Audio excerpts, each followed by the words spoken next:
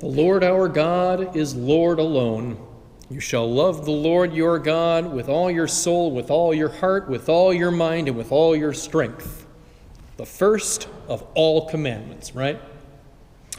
Well, this is as good of an opportunity as any to cover a fairly basic topic that we find a lot in coffee shops and in college, I suppose. What about other gods that might be out there somewhere? What does it mean, as Christ's faithful, what does it mean if the world is not as we currently understand it? I figure we ask this question a lot around Halloween. And this line of thinking can involve polytheistic gods like Loki or Osiris. It could involve aliens that are more technologically advanced than us. It could even involve weird science sorts of things like multiple world theory or dust from the His Dark Materials book series, which I figure at least a few of you have read. Can't we learn the meaning of life from these other sources instead of God? If any of those other things are out there, how is that supposed to affect our faith? Well, I'm going to go Old Testament on this one. According to the ancient Jewish roots of our faith, the answer is absolutely not at all. Our faith should remain exactly as it is today, and if we discover things like vampires, aliens, or alternate dimensions, that should do nothing but prompt us to come to church more often. I'm serious. The Old Testament covers this stuff. I mean, not specifically aliens, but it covers this stuff and in multiple points. The other gods, whoever and whatever they may be, are irrelevant. They are a non-issue when it comes to our faith. The Israelites had to deal with the Egyptian gods, they had to deal with the Canaanite gods, and more. Sometimes the Old Testament talks about these other gods as beings that are absolutely not acting in the best interests of humanity.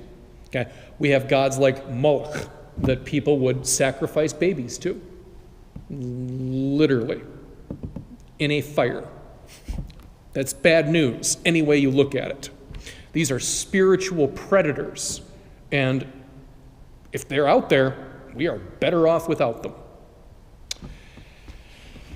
At other times, the Old Testament refers to these other gods as essentially not significant whatsoever. And it wasn't the job of the Jews to disprove these entities. It was never a question of whether they existed or not, because they are a non-issue from the get-go. If they are out there, we are better off without them. They are best left alone, and either way, they cannot be God, and therefore they should not affect our faith in God. I want to read you a little something from the New Jerome Biblical Commentary, very important book. Every priest is required to buy one at some point. This is from the chapter, Aspects of Old Testament Thought.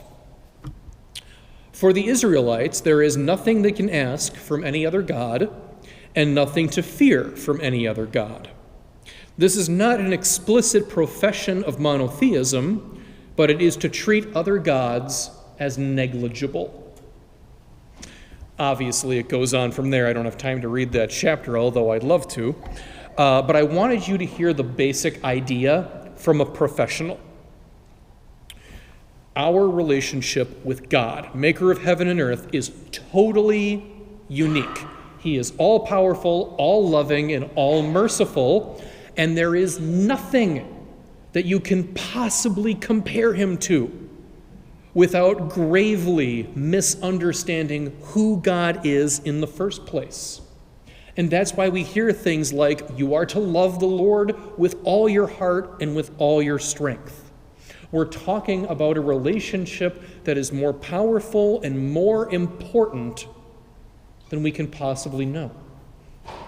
And that's why it's not supposed to crumble away when the world changes or when our understanding of the world changes. God is beyond the world. He is beyond worldly developments. And therefore, he remains constant for all of that stuff.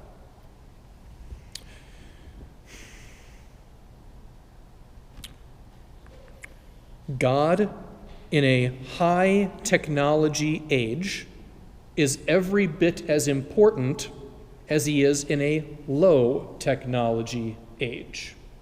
If you don't understand that, then you don't understand God in the first place. He couldn't be replaced by a fertility goddess, and he can't be replaced with fertility technology. He is always constant, no matter how the world may change.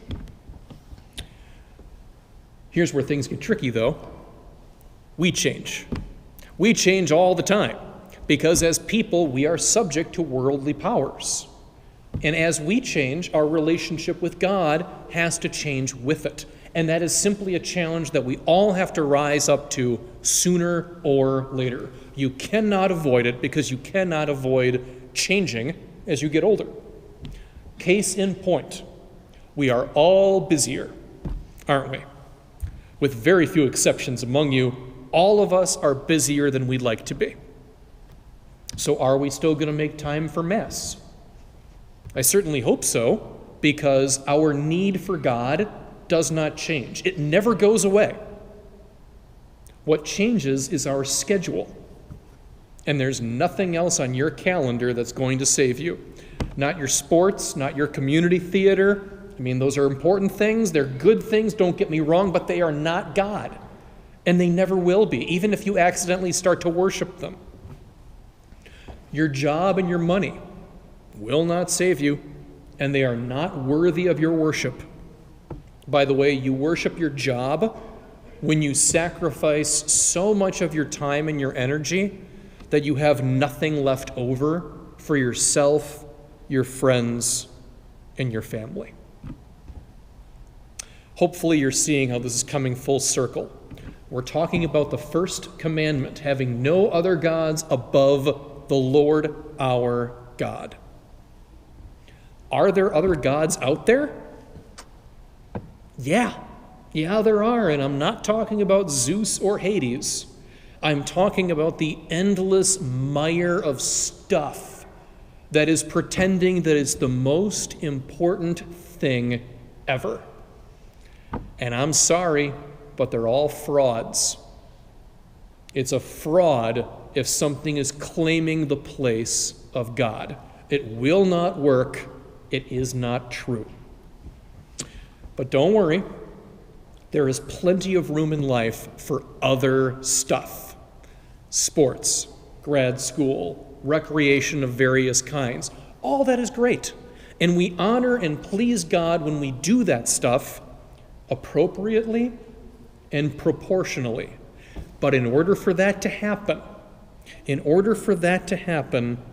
we do have to love the Lord our God with all our heart and with all our strength and with all our mind and with all our soul. Because once we replace God with literally anything else, we are left with nothing but illusion and earthly promises that will wear out.